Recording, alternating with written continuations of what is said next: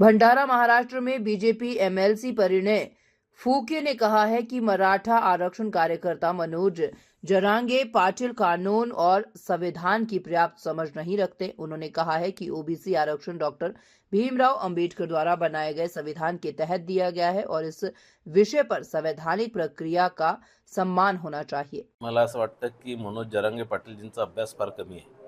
त्यांना कायद्याचं ज्ञान नाही आहे, संविधानाचं त्याबद्दल माहिती नाही आहे. हे ओबीसीला आरक्षण जे दिलेलं आहे, या संविधानाने दिलेलं आहे. परमपूज्य डॉक्टर बाबासाहेब आंबेडकरांच्या संविधानाने ते आरक्षण दिलेलं आहे.